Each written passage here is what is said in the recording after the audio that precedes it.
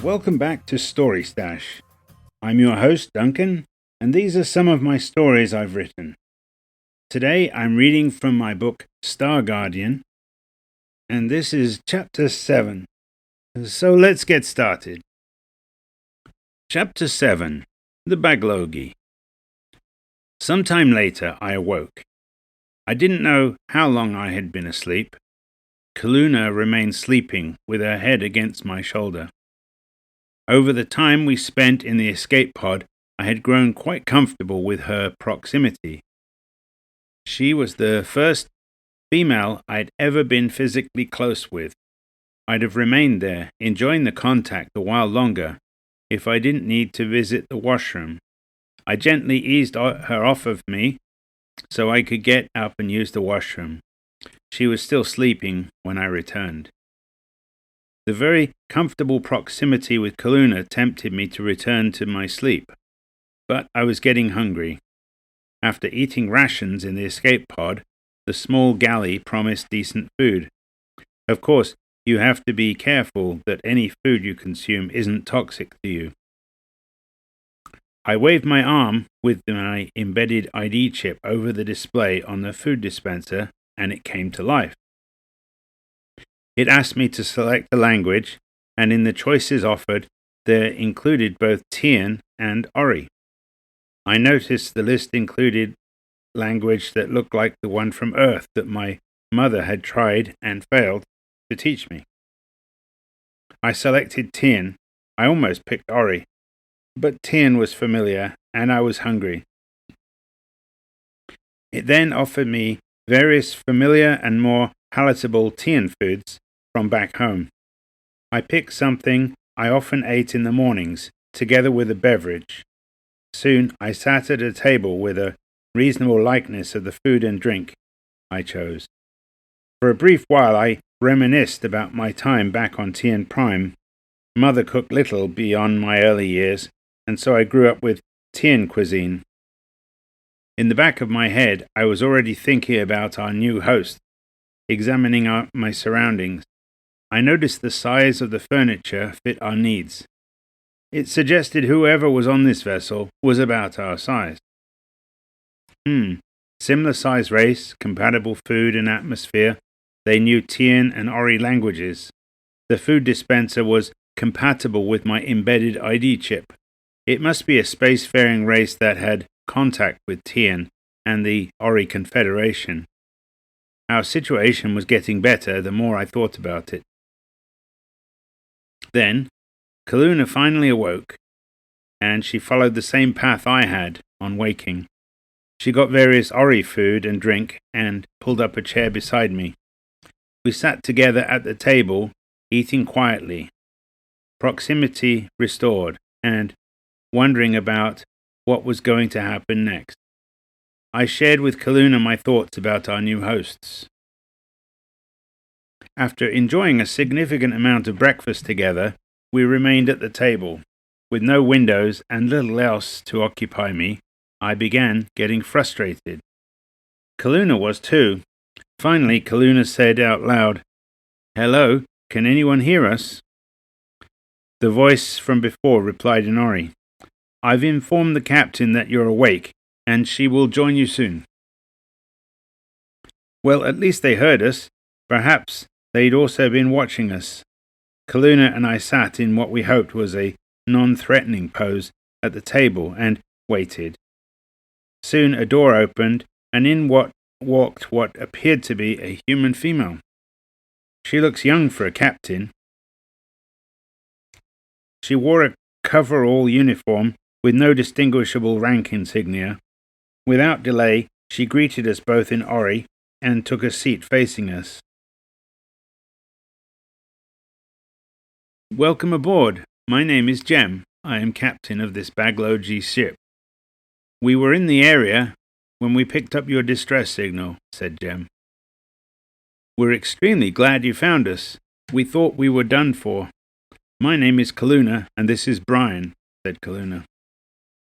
Then I noticed her eyes.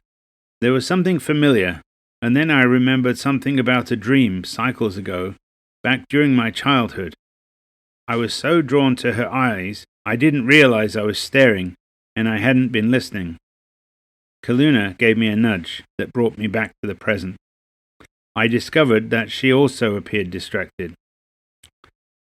"I'm sorry, you seem familiar to me," I said. "Have you been to Tien Prime before?" "No, I haven't."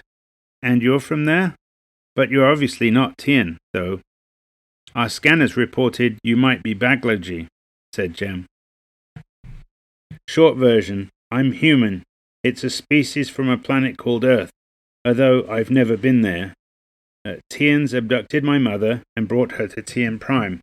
I was born there, and so Tien Prime is my planet of birth," I said. "Interesting. It appears that human and Baglogi species are quite similar." She considered the matter for a moment. Then she resumed. "I'm glad to meet you both. Come with me, and I'll give you a tour of the ship." We followed Jem throughout the Baglogi vessel, talking as we walked. We eventually arrived at the main bridge. It had the usual consoles with blinking lights and a large tactical display. There was a seating area where we sat down together. "So, how do you like ship?" asked Jem. "Impressive. The technology is ahead of Tien, and I think also ahead of Ori," I said. There was something that kept me feeling drawn to her eyes. Why do you refer to it as ship and not the ship?" asked Kaluna. Jem looked upwards and said, "Ship, I think it's time you introduced yourself." "Confirmed. I'm pleased to meet you, Kaluna of the Ori Confederation, and Brian of Tien. Ship is my name. I'm a Baglogi star cruiser, and I'm also the AI. I've been home to Jem and before her parents, and their parents for generations." "Glad to make your acquaintance, Ship," I said. "Is that how I should address you?" "Just Ship will do," said Ship. "How long have you been alone?" asked Kaluna. "A long time. Ever since my parents died. After that, Ship has been my protector and companion.